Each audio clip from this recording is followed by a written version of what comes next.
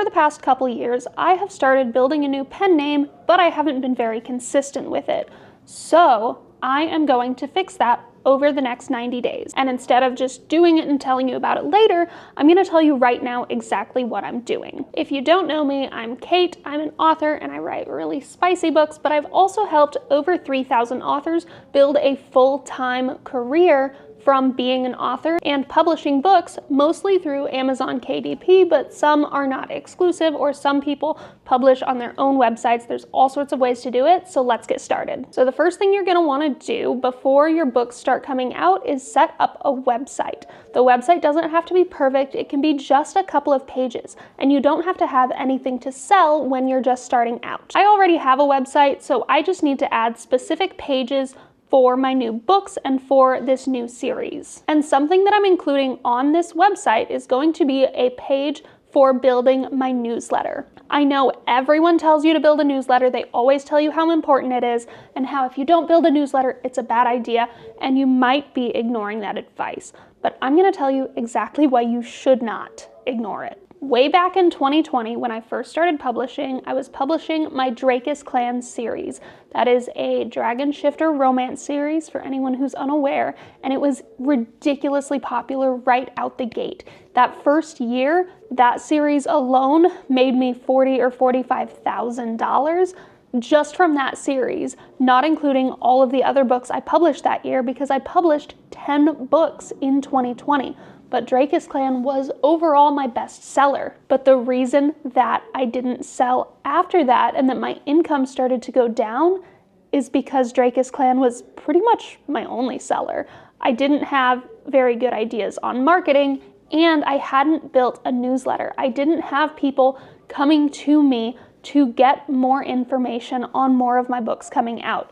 I didn't create a newsletter builder for that series. I didn't give people an incentive to come to me and to give me their email address so I could let them know when I had new books coming out and remind them of that. So what I do now for my newsletter builder for my Kate Hall pen name, which is my newer pen name, it's actually the name that, people know me by, that's my name. So what I do is I write a bonus scene about the characters in each book. This is a scene that's not included in the book, but people have an incentive to read. Since I write spicy romance books, it's generally a spicy scene featuring the main characters from the book, set either sometime during the book or sometime after. So people have an incentive to go and sign up for my newsletter, because my newsletter is how they get access to the bonus scenes. However, I don't send the bonus scenes as like a PDF or whatever.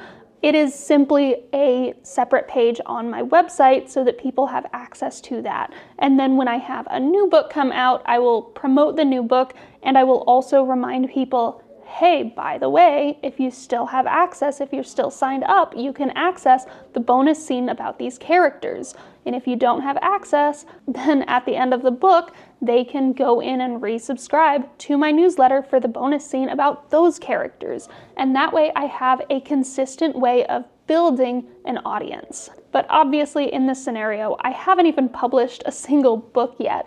Yet I have my newsletter builder, and I have my bonus scenes, and I have my website launched. Well, let's look at the actual publishing side of things. And by the way, if you want to learn a lot more details on self-publishing and on marketing your books after they're published, make sure to check out the link in the description. I have everything at 45% off if you buy everything at once, but if not, you can get started for just $33 for my book marketing basics course, which will help you get started and launch your first book. Once I have my books written, once I have my niche and write my books, I'm going to plan a rapid release. That means publishing books about 30 days or less apart from each other. And these are going to be books in a series. You don't have to write a bunch of books about the same characters for this strategy to work. A lot of books are ridiculously popular, where in romance, for example, where each book is about a separate couple, but they're all connected in some way. My Kane Billionaire series, all of the men are brothers, and in my Sterling Billionaire series, all of the men, they're not all brothers, but they are all related and run this same empire together. In one of my Alexis Pierce series, the Strange Rockstar series, the guys in books 1, 2, and 3 are all in a band together, and the characters for books 4 and 5, which are yet to be released, are also included in the previous books. So we get to learn more about these characters that people are interested in, and we get to see how their romances play out in these other books. So it gives people that incentive to read the next book and makes it a lot easier to build a readership and to have follow through with those characters. Because if you have your books in a series, especially when you set it up on Amazon as being in a series, people are going to have a much easier time just clicking to read the next book. Or once you have 3 or 4 books out, you can also then, a month or 2 or 3 months later, create a bundle on Amazon where it's multiple books, a full series edition, or just like, hey, this is books 1 through 3 in this series, and then you can do a bundle with books 4 through 6 later on. And therefore, you're going to have 1, a higher price point and higher profit margin, but 2, you will also have significantly higher read-through if you're on a program such as Kindle Unlimited. In order to actually rapid release, I highly recommend having at least 2 books fully written and edited before you set up and start publishing book 1. That way you have almost the full 3 months to finish book 3 and get it edited, especially when you are now trying to market books and do newsletters and figure out what you're doing as a publisher. You don't want to have to get into the swing of that while also having 2 more books to fully write and edit by the time another 30 days passes. And for this initial series, if you're going to do a pre-order, I would do it for a very short amount of time to start. And then after that 3rd book comes out, that's when you can start lengthening your pre-order time, because people are significantly more invested after they've read all 3 books in the series. They're going to be much more interested in reading more once they see that you have a consistent brand and a consistent tone. And then of course, that link to the newsletter builder is at the end of each book, and then you have your bonus scenes for all of the books hosted on your website so that people have easy access to those. And you can also remind people, if you want to join and read the bonus scene for book 2 or book 3, you absolutely can by joining my newsletter. And you can also send an email from your newsletter and say, hey, it's been a week. Have you read this book yet?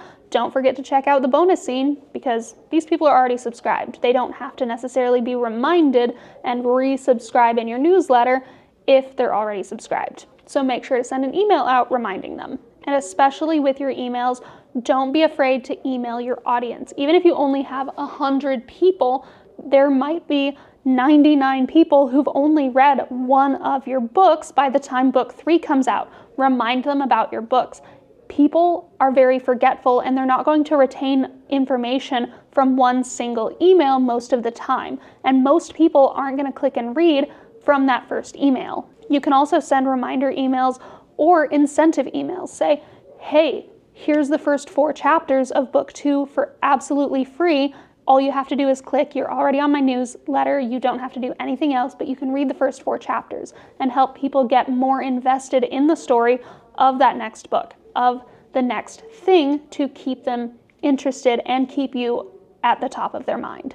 And later on, if you decide to sell signed copies, your newsletter is going to be super important. You're going to have people who've already read your books, not people who are just signing up for a freebie before they've read anything else. That's why I never recommend doing like an entire ebook for free. I like to do bonus scenes because it's scenes for people who have already read the book, who already love the characters, who've already invested time and energy and possibly money into my writing. Next, you want to make sure you have professional designed covers.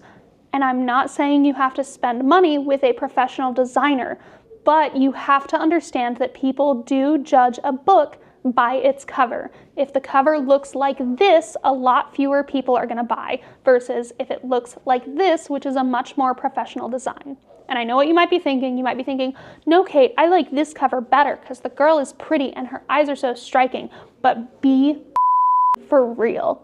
You are not going to buy a book out of a bookstore that has a cover like this, because it's a badly designed cover. It has nothing to do with the image on the cover, but the design itself. The red text in like a crappy cursive font and the Courier typewriter type font at the bottom and just the black bar and no visual interest with the image other than the fact that it's a nice professional stock image. Whereas this one uses a lot of different graphics and design to make one cohesive image. There's a lot of aspects to it that make it work, but it's not overpowering. And just as a fun fact, that book publishing basics course does have a section on designing a cover that looks good and professional without putting in a ton of effort or having to learn a million things about design. And then the next thing you need to do once you are publishing these books is market these books. Publishing them is not enough. Having your mom and your sister and your uncle buy the books